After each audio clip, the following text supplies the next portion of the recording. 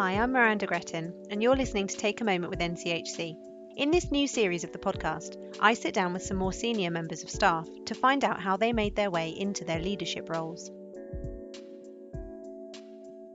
In this episode of the podcast, I'm joined by a member of our exec team, Laura Clear, to talk about her career and what being a leader means to her. So welcome, Laura.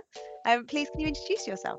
Yeah, thanks, Miranda. My name's Laura Clear, and I'm the Director of Community Health and Social Care Operations, which is a joint post between Norfolk Community Health and Care and Norfolk County Council. Have you always lived in Norfolk? My accent might give me away. I was born and grew up in Farnham in Surrey, and then when I went into the NHS, I actually moved up to London, and after that time spent many years in Essex, and I moved up to Norfolk now about 18 years ago.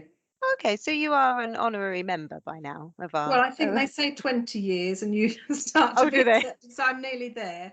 You're nearly there.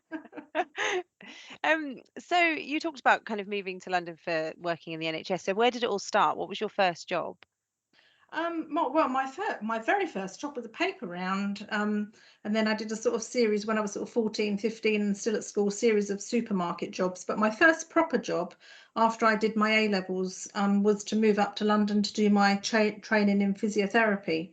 And that was a degree course. I was actually in the first cohort of the degree course for physios, which is many years ago now, because it's all degree course now, but it didn't used to be. So yeah, so I moved up to London then when I was 18, did my training at the Royal London and Barts Hospital, and then stayed working in London and surrounding areas for my time after that as a physio.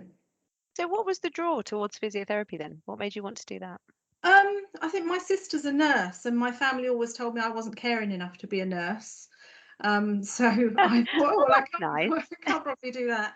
I really like solving problems, and I've got that sort of mindset to look at things maybe in a slightly different way, to how some people do, and I like problem solving and helping people in that way, sort of by helping them to help themselves, really. So I think that's why physio was always a fairly good fit for me, really. What was it like working in London? So I imagine that it must have been quite an interesting environment. It Busy was a hospital. very interesting environment, and I spent a lot of time working in Tower Hamlets, which is quite a deprived community, and then moved to Walthamstow and Chingford, Wanstead, and Woodford around that way, which is also sort of very big multicultural society, but very challenging as well. So yes, but I loved it. I mean, I still go back there and see friends and still maintain sort of connection with it, but I love Norfolk more, so that's why I moved here. Absolutely. So what kind of made you think, if the job was so great and you loved it, what made you want to move into a leadership role and sort of take a step away from being more kind of hands-on clinical? Well, I think when I was a sort of jobbing physio, I never ever wanted to go into a management or leadership role. I always thought, no, I'm always going to be clinical. That will be my future. And then I had a really inspirational manager, just, when I was sort of band 7 team leader type level, and she wanted me to take on a project. And she said to me, she sort of coached me through it, and I said, no, I'm definitely staying clinical. I definitely don't want to go into a management role. I don't want to do any leadership type stuff. And she sort of coached me through it and said, oh, and I always remember the words that she said. She said, you'll have much more effect on patient care by leading and managing good services than you ever will as an individual clinician. And that sort of stuck with me, really. And I think that was my sort of first step. So I sort of said, all right, then I'll do it as a secondment and see how it goes. And that was that. So, and I've been in Wow. that sort of role ever since. Firstly, sort of still within therapies.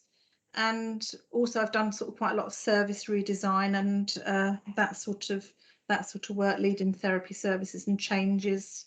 And yeah, I've had an interesting and varied career, I'd say, through moving into a leadership and management role, which I wouldn't have had if I'd have stayed a clinician, I don't think. So you had to be brave and step out of your comfort zone I and go did, for it. yes, Yeah. yes. And you're glad you did. Would you ever go back, do you think?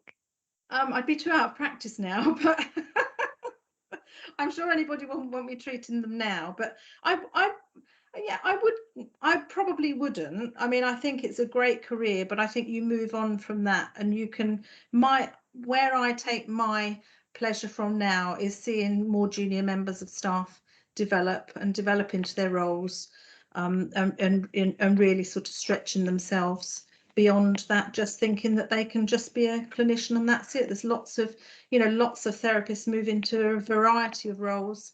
They've got really good transferable skills, as have nurses. Lots of our ODs and CQDs are therapists as well as nurses in our organisation.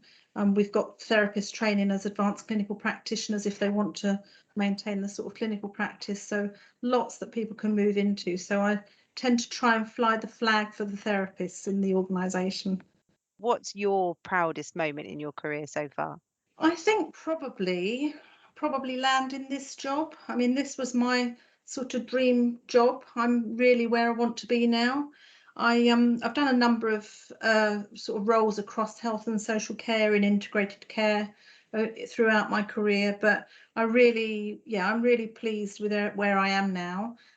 Did lots of development to get here, so it's not impossible for anybody to get to be a director. I didn't think I would, I didn't want to ever move into management, didn't think I'd ever get to this level.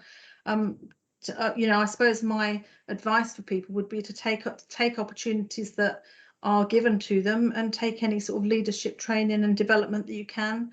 I was lucky I was put on a clinical executive fast track scheme where I met lots of people all over the country who were going into sort of leadership type roles, and that gave me a really good network of other people and in lots of different roles and jobs. And I still keep in touch with them. We have a sort of WhatsApp group and we get together a couple of times a year. So I think take any opportunity that you can to, you might like it, you might not, but if you don't like it, you don't have to stick at it. You can change. And that's one thing that the NHS does give, is a really wide variety of jobs and opportunities, I think, for the staff. In your role now, having been through that kind of clinician phase and then up into leadership, what kind of change are you finding that you can affect now in this position that you couldn't do before? Well, I think, I've done some sort of major service redesigns, both in this organisation and in previous organisations, to make sure that we can give our population the best services that we can do across health and social care. We've really looked at integrating services where it makes sense to integrate them. And if my role wasn't here, we wouldn't be able to do that. We would still have social workers not knowing the physio or the nurse in the community, and the nurses not knowing who to contact in social workers, in the social work teams. And now they're all part of the same teams. They share bases. They know who each other are, and that has got to be better. Well, it most definitely is better for patient care and for the population that we serve.